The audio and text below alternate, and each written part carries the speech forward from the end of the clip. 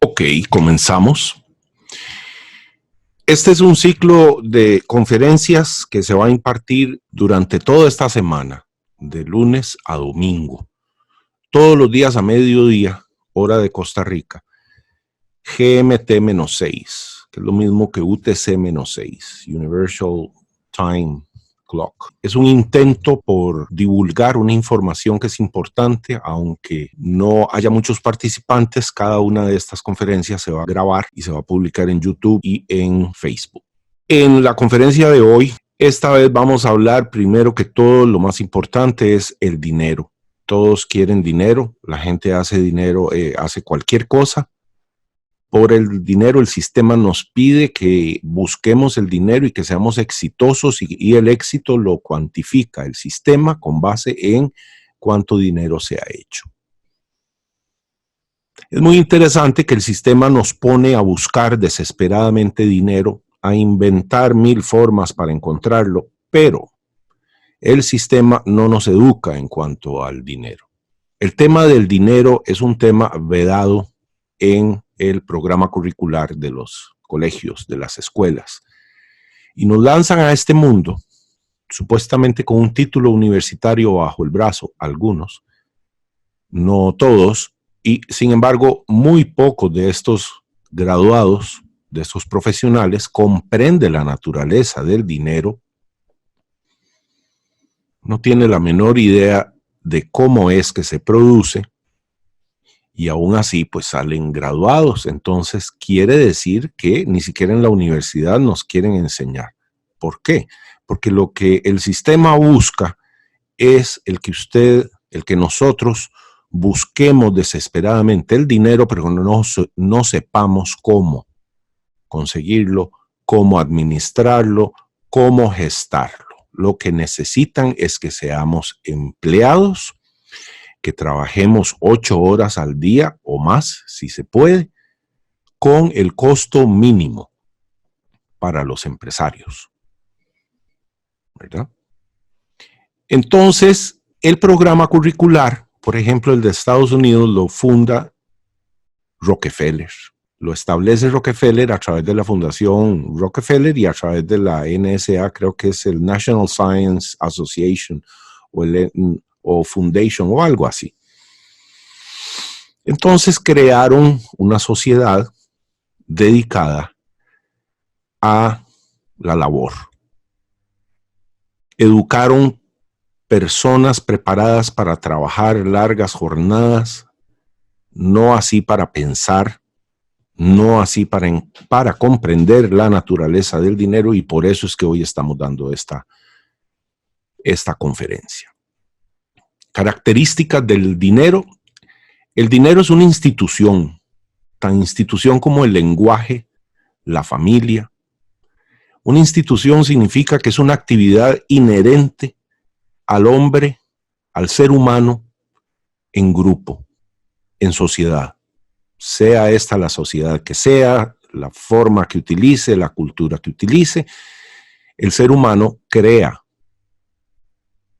instituciones, el ser humano colectivo. Y es que, bueno, por otro lado, el ser humano individual no sobrevive.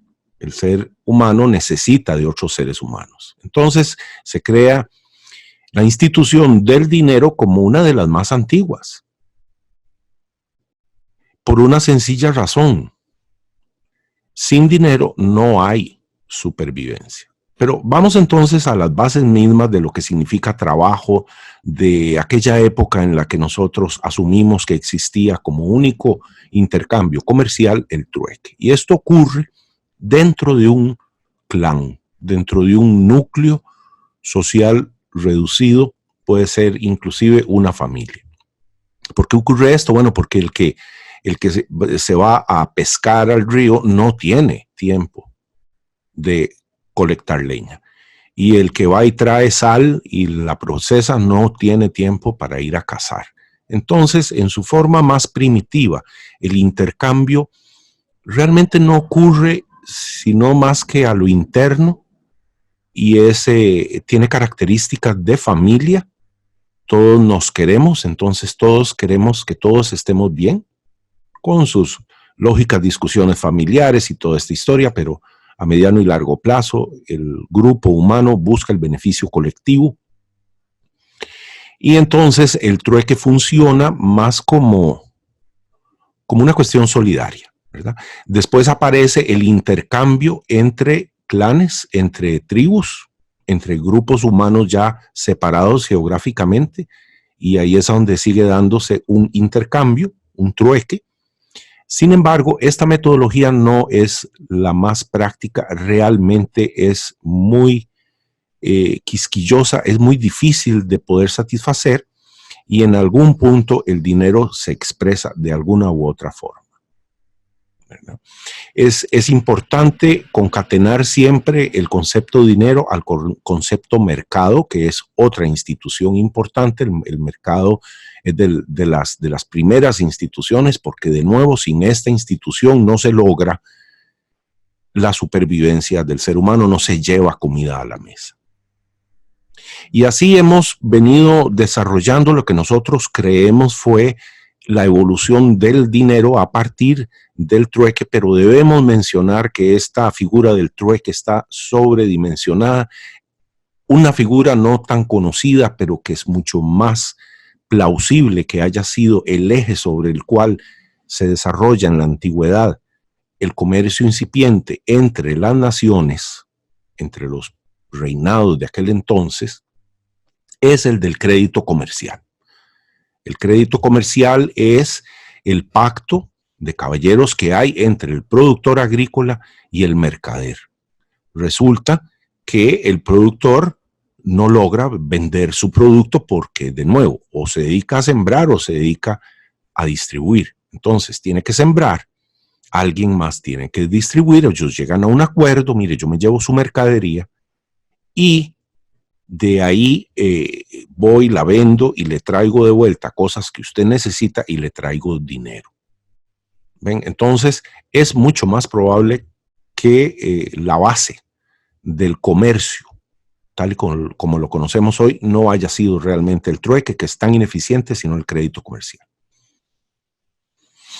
Características del dinero. Ya habíamos mencionado que es muy difícil conseguirlo. Bueno, es que el dinero, todo aquel material que se utilice como dinero tiene que, por fuerza, tener ciertas características.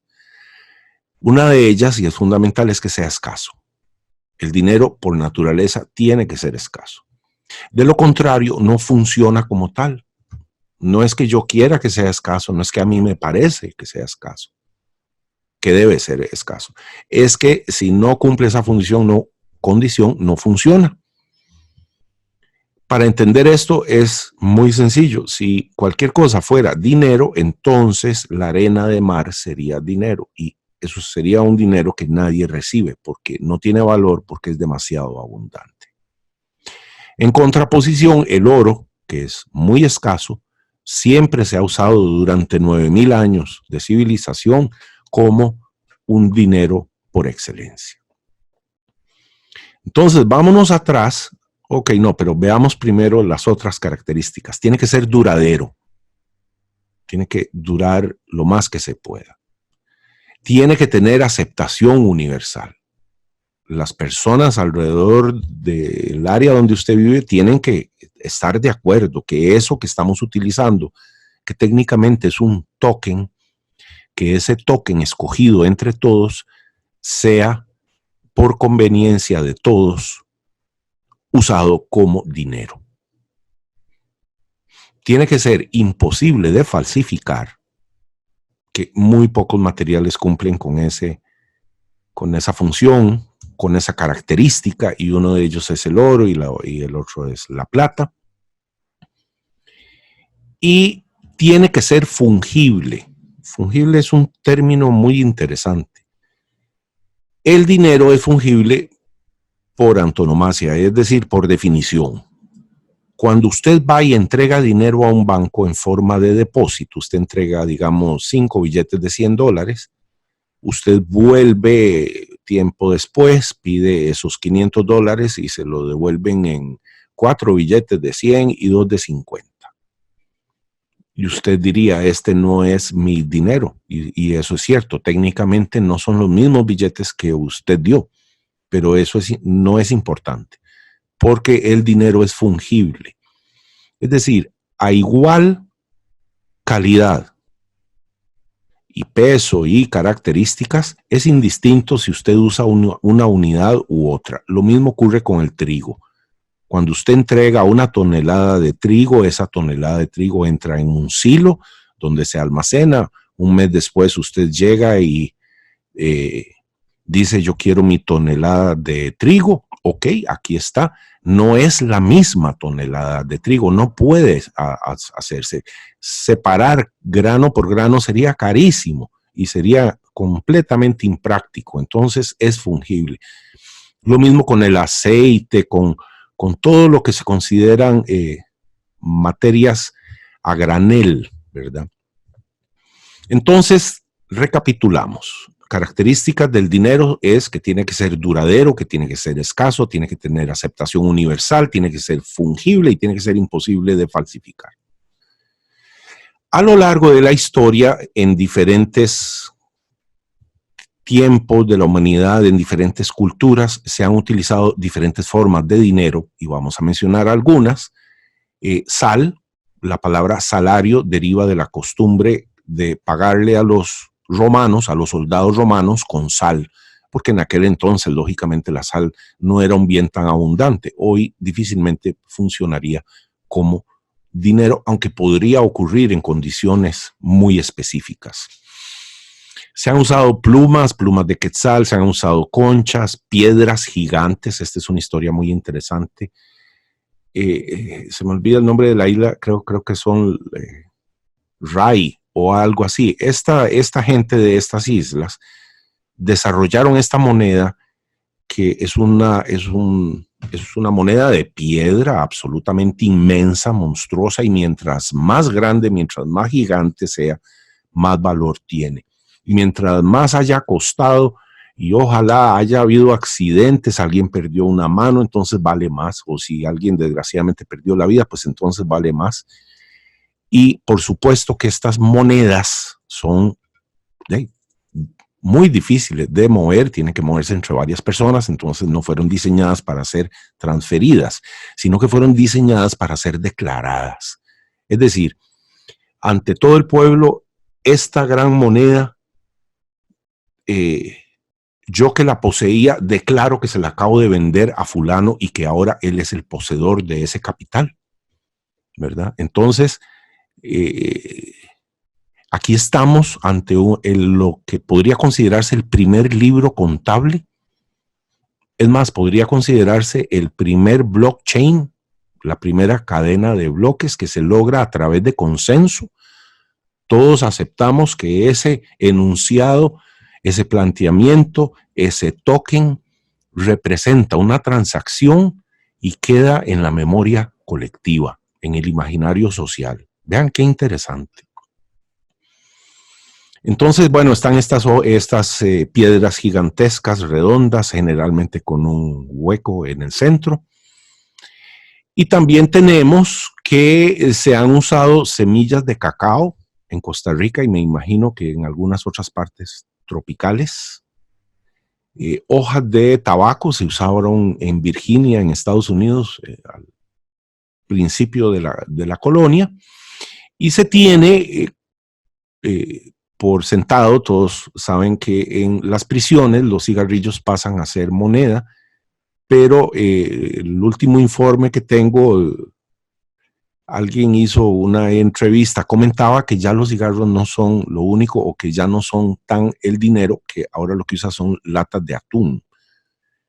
Y es muy interesante lo que comenta porque resulta que se desarrollaron estas latas de atún o de sardinas, no recuerdo exactamente, a un precio X, a un valor tal. Es decir, tantas unidades de latas de atún, yo puedo intercambiarlas por un par de tenis, zapatos tenis o una camiseta, me va a costar una lata o qué sé yo, una almohada, tantas latas. Pero resulta que las latas vencen. Como las latas vencen, ya una vez vencido usted no se lo puede comer. Entonces, dentro de esta prisión, resolvieron de una manera muy interesante y, si se quiere, inteligente. Perdón. Las latas de atún que ya vencieron, entonces ellos, por convención, nadie tiene claro cómo, se acordó que valieran 50% menos. Es decir, ya no se pueden usar. Usted se come ese atún, seguro le cae mal. Okay, seguro termina con una intoxicación, pero se sigue usando como divisa. Vean qué interesante. Entonces, tenemos que cualquier cosa puede ser usado como dinero. Sin embargo, atendiendo a la noción de ser o no fungible, podríamos preguntarnos, ¿es el arte dinero? ¿Es un cuadro de Picasso dinero? Vale mucho y yo lo puedo intercambiar. Yo puedo dar un cuadro de Picasso y recibir a cambio una casa con 2 vehículos y un yate, ¿verdad? Eso es posible. Pero resulta que el cuadro de Picasso no es fungible.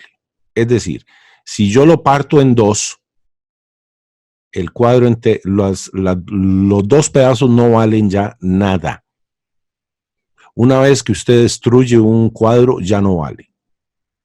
Entonces, no es fungible, por tanto, no es dinero. Es un activo sumamente valioso, sí, pero no es dinero. Entonces, hay que tener claro que hay cosas que pueden ser usadas como dinero y otras que del todo no. Pero que eso no significa que usted haga un intercambio en el cual usted obtenga algún beneficio. Eso es completamente distinto. Avanzamos en la historia y tenemos otras formas de dinero, o las formas de dinero, perdón, y tenemos que desde siempre, desde la más remota antigüedad, los metales preciosos han funcionado como dinero. Se usa el oro desde hace 9,000 años para compras onerosas, es decir, cosas caras, como decir una propiedad, un hato de ganado, y la plata para compras menudas, para comprar el diario, los zapatos, pagar una reparación, algo así. Pero también se utilizaba una especie de cheque. En realidad el nombre que se usaba era tali, todavía se usa. También se le conoce como token, ¿verdad? Y en la antigüedad, en varias culturas, se usó un palo de madera en el cual se escribía, se grababa en duplicado una operación, una transacción comercial, y después se partía en zigzag, haciendo un corte realmente irregular, realmente complejo, de manera tal que quedaran 2 piezas con la misma información, cada cual se llevaba la suya, y tiempo después podía cada uno de los miembros, que quizá había muerto uno de ellos y se lo había heredado a un hijo o algo así, podían encontrarse estas 2 personas X, y mostrar ambos el tali y ver que sí corresponde, y entonces realizar una segunda transacción con base en la fidelidad que ese tali les estaba dando. Entonces vemos la importancia no solo del dinero per se, sino de las formas de poder verificar, de poder llegar a un acuerdo, de que diferentes instrumentos que tienen que ser usados como representantes del dinero, llámese tali, llámese cheques al portador, llámese billetes bancarios o tokens, todos estos tienen una especie de armonía, una especie de orden en el cual interactúan siempre con una representación de valor absoluta que, de nuevo, por una muy extraña razón, se le asignó por parte de la humanidad entera la función al oro. El oro es el que respalda, es el que dice esto es verdad, esto realmente vale. De ahí pasamos a lo que a lo que se llama valor intrínseco de las cosas. Se dice que el dinero no tiene valor intrínseco, por eso necesita estar respaldado por oro. Hay gente que llega más allá y dice, es que eso tampoco es cierto. El oro no tiene valor intrínseco. El oro lo que tiene es un valor subjetivo. Al igual que los billetes bancarios, al igual que las conchas en una cultura, aquellas piedras gigantes, sigue siendo lo mismo. Lo único que tiene valor intrínseco es el emparedado que me estoy comiendo, es el abrigo que estoy comprando, tanto el alimento que me permite seguir vivo como el abrigo que me permite no enfermarme, son valores, son verdad, es decir, tiene valor inherente. Lo demás son representaciones, ¿verdad? Entonces, continuamos. Ya estamos. Muy bien. Perfecto. Volvamos entonces. Ya habíamos visto los talis, que son unos trozos de madera, y para los que vienen llegando, tranquilos, en 1 o 2 días va a aparecer esta conferencia ya publicada en YouTube y en Facebook. Entonces, tenemos aquellas piedras gigantes de la isla Rai, y después tenemos el dinero papel. Volvemos a explicar. Miren, cargar oro y plata es muy peligroso, es mucho riesgo. Con solo un asalto podrían dejarlo sin patrimonio completamente. Y pesa mucho. El oro pesa más que la plata, pero la plata también pesa. Entonces es incómodo, no tiene sentido. Lo que sí tiene sentido es crear un token. Ya vimos esos trozos de madera que funcionaban como tokens, como billetes. Y ahora vamos a analizar las primeras formas de dinero papel. Por ejemplo, estaba esta institución de la Iglesia Católica conocida como los Caballeros Templarios. Ellos tenían esta red de casas de cambio que iban desde Europa hasta Tierra Santa, en Jerusalén. Entonces usted, si quería hacer, o más bien tenía que hacer por aquella época, me refiero al año, qué sé yo, 1100, el año 900 después de Cristo. Si usted iba a hacer la peregrinación, que era casi obligatoria hacerla una vez en la vida, era muy riesgoso llevarse el oro. Entonces lo que usted hacía era que en su lugar, su país de origen, iba a la casa de cambio de los templarios, entregaba X cantidad de oro y ellos le daban unas letras de cambio. Usted metía esas letras de cambio, podía, por ejemplo, coserlas dentro de la ropa para que le robaran todo, menos esas letras de cambio.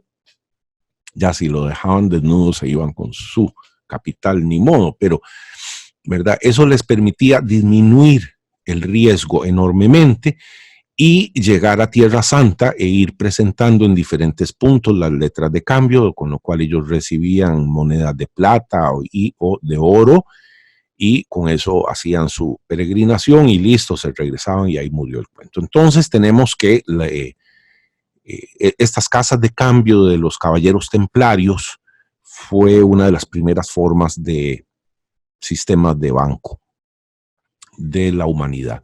Luego viene la imposición de Kublai Khan. Yo estaba equivocado en uno de mis videos, digo que es Genghis Khan, no es él, sino es Kublai Khan, el hijo, que en algún momento impone el billete. Hay que entender que tardó muchísimos años para que el ser humano aceptara que esas piezas que brillan, que le llaman oro y plata, valen lo mismo que una fruta o representan una cierta cantidad de frutas. Tomó bastantes años para que el ser humano le tomara conciencia al valor del metal precioso y le tomara confianza. Y después le tomó muchísimo más tiempo el que le digan que no, que ya no hace falta llevar oro, que ahora puede creer en este papel. Eso era como decirle, no, mire, yo no creo en el papel de nadie. Eso es lógico. Entonces, Kublai Khan, para asegurarse que su dinero emitido por él, por lo que podríamos definir uno de los primeros bancos centrales de la historia, hizo un edicto en el cual se estipulaba que aquel que no aceptara esos papeles como dinero era decapitado inmediatamente. Entonces, lógicamente, el dinero circuló por entre el imperio de Kublai Khan. Ya después de más reciente data, los billetes bancarios modernos se implementan en su totalidad a inicios del siglo XX, finales del siglo XIX, en un acuerdo de todos los bancos alrededor del mundo en el que ellos deciden desmonetizar la plata. Vean qué interesante, es decir, le quitaron el sentido a la plata para que funcione como dinero.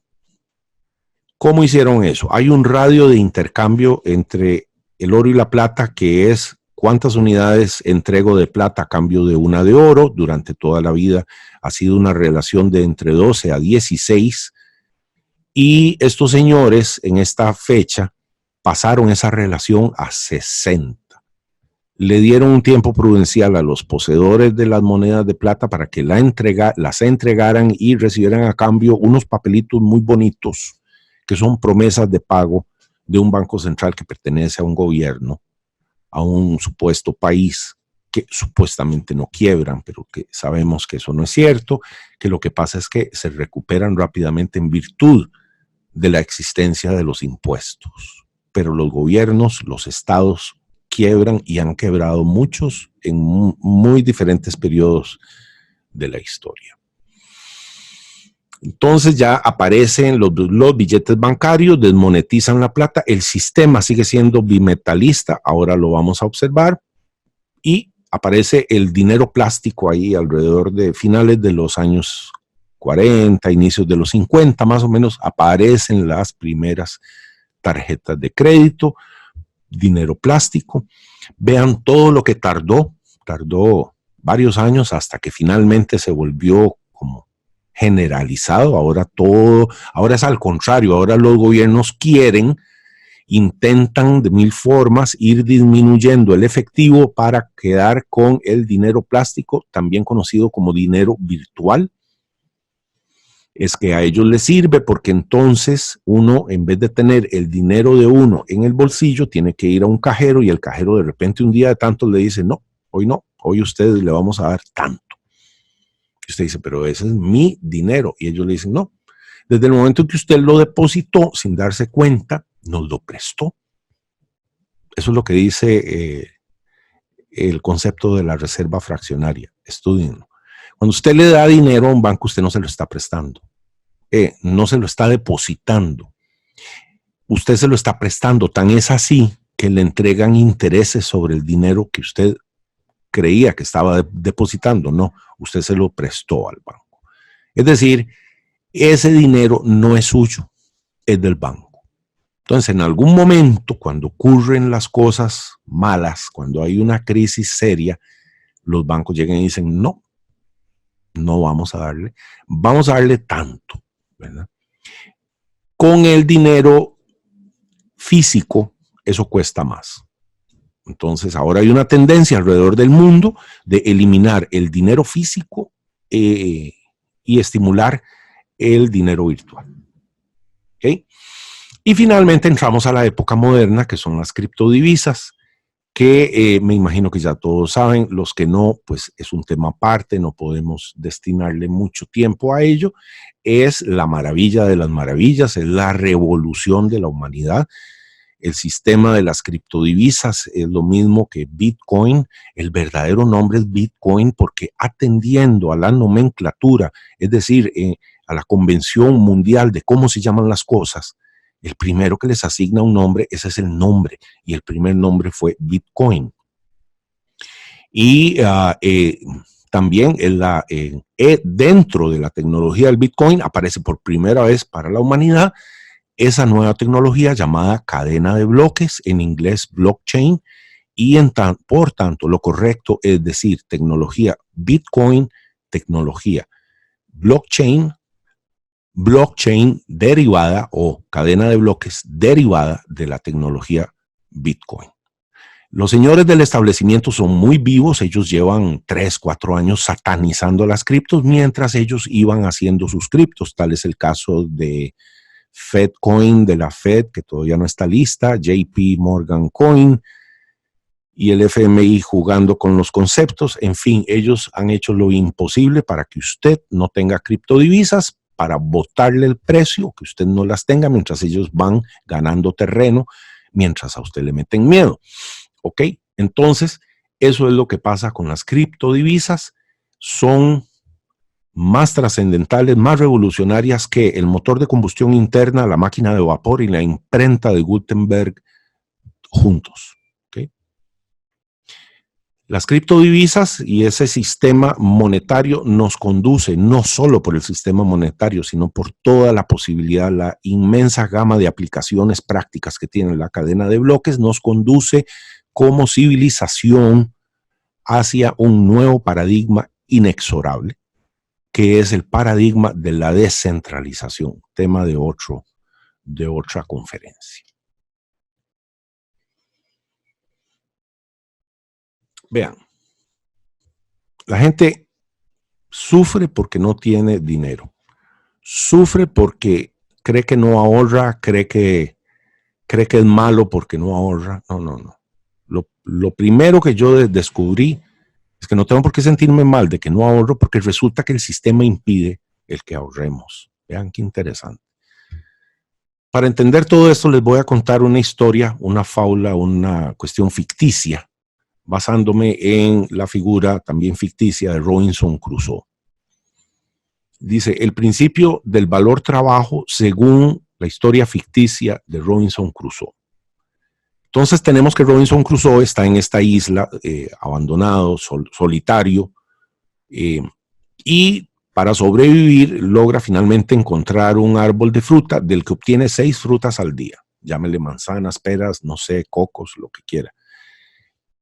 Y pasa unos días bien y le tarda todo el día bajar 6 frutas.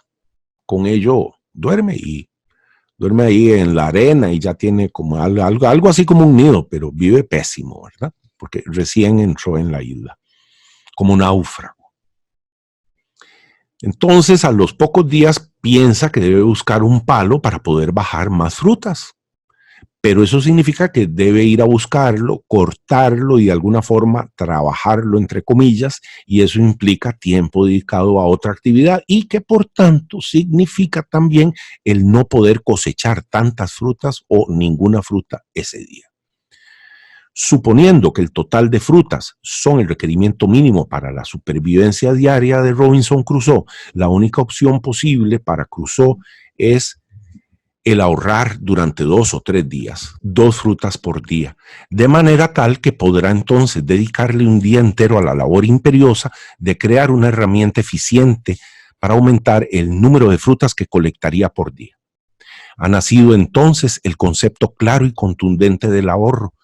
Sin este no se puede producir riqueza. Cualquier otra forma posible de alcanzar riqueza se considera crédito o apalancamiento, lo cual son formas transitorias de préstamos de, entre comillas, dinero que permiten potenciar un proceso productivo y obtener así un incremento en el rendimiento, es decir, las ganancias. Se paga el préstamo y listo. Se ha obtenido de esta forma riqueza legítima. ¿Hay entonces riqueza ilegítima? Claro que sí. El dinero nacido del aire. ¿Pero qué significa esto del dinero nacido del aire? Esto es la posibilidad de dejar un día de colectar fruta para dedicarlo a buscar un buen palo, pero sin haber guardado antes las frutas necesarias para ello. Esto no se logra en el ejemplo de Robinson Crusoe, ya que estamos suponiendo una total ausencia de superávit, es decir, ganancias expresadas en ahorros, que lo impide. Esta ausencia de superávit impide eso. Pero además, o come o va y busca el palo. Entonces, para resolverlo, él se ve forzado a ahorrar. Crea un superávit durante 2 o 3 días, de 2 a 6 a 8 manzanas, y puede irse ese día a buscar el palo. ¿Ok? ¿Qué es lo malo con el sistema actual? Que tenemos superávit, y los superávit los manejan los políticos, y los políticos tienen que pagar favores políticos. ¿Y de dónde obtienen los recursos? De los impuestos. Pero entonces ya no hay cómo, ya se agotó. Y una medida muy impopular por parte de los políticos es la de poner impuestos. Entonces, para evitar eso, simplemente producen dinero nacido del aire. Eso lo que hace es erosionar la capacidad adquisitiva del dinero, y eso hace que usted compre cada vez menos cosas con el dinero que usted usa generalmente. Entonces necesita un aumento de salario, el aumento llega, pero a su vez retroalimenta la subida de los precios de las cosas, porque el dinero cada vez vale menos, y así se da una inflación galopante, y ahí es a donde realmente sufre la gente. Entonces, para poder controlar esta relación, siempre se ha usado el oro como respaldo. Se supone que un banco tenga la cantidad de oro en bóveda igual al dinero que ha prestado, pero esto no se cumple, y desde un punto de vista de los negocios no hace falta cumplirlo. En el tanto, esta relación no supere el 3 a 1. Esto es lo que se llama apalancamiento. Yo tengo digamos que tengo 1 kilo de oro y tengo prestado en billetes el equivalente a 3 kilos de oro. Eso hasta ahí está relativamente bien, porque la lógica nos dice que no todo el mundo va a venir a pedir su oro al mismo tiempo, salvo que haya una emergencia nacional, y en esos casos ya pues hay ciertos atenuantes. Estamos bajo una situación de emergencia y todo el mundo pues pone desde su parte. Pero el problema es cuando se rompe ese apalancamiento de 3 a 1. A esto, y está, pues que ya dije lo que estaba escrito, vamos a ver. El problema es cuando ese apalancamiento sube a 30 o 60 a 1, ¿ok? Ahí la cosa se pone difícil, y eso es lo que tenemos ahora. Los bancos en estos momentos tienen 60 veces más dinero nacido del aire del que realmente tienen, o realmente ya no tienen, porque en 1971 Richard Nixon quitó el patrón oro, quitó el respaldo que le daba el oro al dólar. Y entonces a partir de ahí no tuvieron freno. Lo respaldaron técnicamente. No puede haber una divisa, sobre todo como el dólar, que es la única divisa de reserva internacional, no puede no estar respaldada por algo. Entonces la respaldaron por el crudo, en lo que se conoce como el petrodólar. Pero esa condición también está muriendo en este momento, ya eso es tema aparte. Entonces vemos que estamos ya en un problema de apalancamiento. El sistema nos dice que quedan 10 minutos y se va a desconectar. Entonces nos quedan 10 minutos para que realicen preguntas si es que tienen, pero regálenme un momento antes para terminar. Ok, ¿cómo hacer que una conferencia valga la pena? Pues hay que ser prácticos. Entonces ustedes no solo vinieron a educarse en el sentido académico, sino también a aprender algo pragmático, algo práctico que les sirva, ¿verdad? Entonces, aquí yo me hice esta pregunta: ¿cómo hacer dinero o cómo controlarlo? Esto es muy importante. Son dos cosas completamente distintas. Una cosa es hacer dinero y otra muy distinta es mantenerlo. Uno puede hacer dinero casualmente, puede ser un accidente, puede ser, por ejemplo, se ganó un billete de la lotería y de repente hizo dinero. Pero igual se le puede ir rápidamente porque no sabe mantenerlo. Entonces son dos cosas distintas. ¿Cómo hacerlo? Solo hay tres opciones. Aumentar ingresos, bajar costos o hacer ambos. Ese es el ideal. Entonces todos tenemos opción, todos tenemos posibilidades de bajar los costos, hacer compras inteligentes compras, ojalá una sola vez, porque entonces puede ir a un supermercado donde le venden a muy buen precio o le hacen descuento por cantidad y así baja los costos. También puede aumentar los ingresos siendo inteligente, buscando nuevas oportunidades, trabajando extra. Hay diferentes opciones y si puede mezclar ambas, mejor. Hoy no se puede ahorrar porque el sistema no lo permite. Paso a explicarme. ¿Cuál es la función de un banco central? Básicamente dice, entre comillas, controlar la economía. ¿Y cómo lo hacen? Bueno, si la economía está muy mala, entonces bajan los intereses. El empresario dice, mira, el costo del dinero bajó, entonces yo voy a invertir porque a ese precio del dinero sí me sirve. Y entonces, en teoría, se estimula la economía. En caso de estar demasiado bien, entonces el banco corrige subiendo los intereses para no causar burbujas, para no excederse, ¿verdad? Recordemos que esto es manipulación, entonces hay que tener cuidado porque de excederse en la manipulación se causan trastornos todavía más graves que los originales que se pretendía corregir. Entonces vemos que el Banco Central básicamente sube y baja los intereses. Si baja es porque necesita estimularlos, si lo sube es porque necesita calmar al mercado. Bien, el mercado lleva 10 años con intereses en cero. Eso mata cualquier economía. Alrededor del mundo los intereses han estado en cero, aunque en Costa Rica y algunos otros países, vean, mientras más pobre es el país, más altos son los intereses en este momento. Entonces, los países realmente ricos como Suiza, Austria, Japón y otros más, tienen intereses más bien negativos. Significa que usted le da el dinero al gobierno y el gobierno se lo devuelve 2, 5, 10 años, 30 años después, el principal menos un pedazo. Es decir, le cobró por usar su dinero, le cobró por guardárselo. Vean qué distorsionado que está todo. Entonces, con los intereses en cero, por más que usted intente ahorrar, eso no va a ocurrir. ¿Ok? Entonces, bájese de esa nube. No es cuestión de simplemente socarse la faja y ya. Eso no va a funcionar. Usted tiene que entender que estamos entrando en una situación muy particular, una situación única en la historia de la humanidad, que se demuestra con estos 10 años de intereses en cero. Eso nunca había ocurrido en 9,000 años de historia. Y lo que viene es un colapso general, una implosión de todos los sectores al mismo tiempo. Entonces, nace este concepto de valor refugio. Valor refugio es todo aquello que va a subir de precio conforme todo alrededor cae, ¿verdad? Y eso específicamente, pero no es lo único, sería oro, plata y Bitcoin junto con las otras criptodivisas. ¿Por qué no es lo único? Bueno, porque algo tan sencillo como comprar un whisky barato a muy buen precio, guardarlo y venderlo cuando la crisis está, va a hacer que usted compró a X y lo vende a X por 15, X por 20.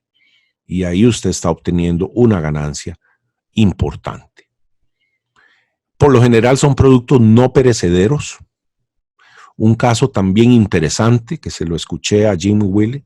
Él vive en Costa Rica, entonces él observó que acá en Costa Rica las navajillas de afeitar, las rasuradoras desechables y las no desechables también son carísimas porque no se producen acá, hay que importarlas y me imagino que el gobierno le mete sus aranceles para poder pagar a sus burócratas y todos pagamos unas navajillas bastante más caras que creo en Estados Unidos y otros países desarrollados. Bueno, entonces él lo que recomienda es comprarse una caja de estas rasuradoras.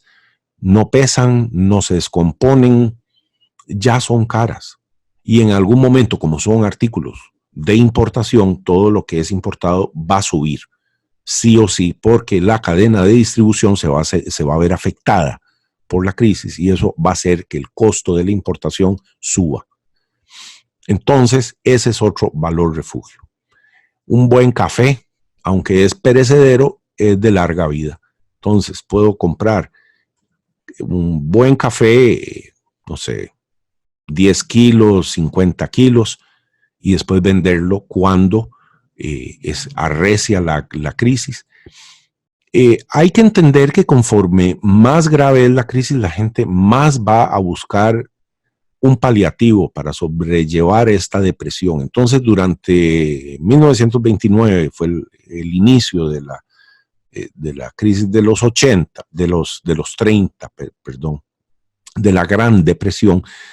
Sucedió que todas las industrias mermaron muchísimo. Sin embargo, el alcohol, el licor y la cinematografía, los cines, los teatros, todo eso aumentó.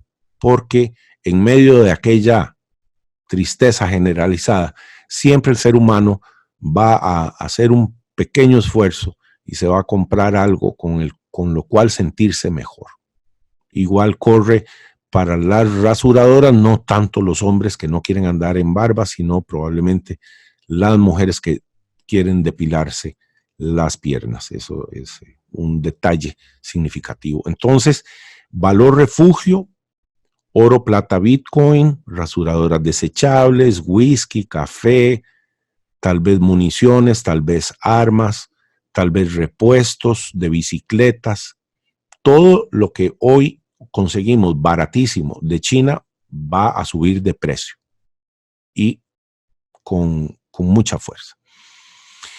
Finalmente, si quieren utilizar valor refugio, sea el que sea, oro, plata, Bitcoin, rasuradoras, lo ideal es mínimo un 10% de su flujo mensual, de su capital de operación, digamos, de su ingreso mensual, ¿verdad? Un 10% a un 20% máximo, entonces tampoco es tanto.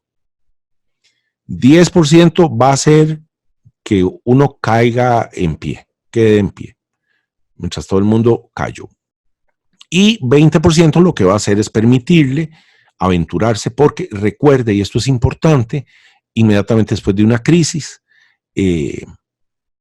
la competencia desaparece y las posibilidades de crear riqueza posteriores a la crisis son muy altas. Se nos fue el tiempo, ya no hubo chance para preguntas. Mañana a la misma hora. Muchas gracias a todos y no dejen de avanzar, echen para adelante. No crean que no pueden, sí pueden, solo que hay que buscar el cómo hacerlo. Los dejo, mil bendiciones, los quiero mucho. Chao. Gracias también, don Andrés, a usted.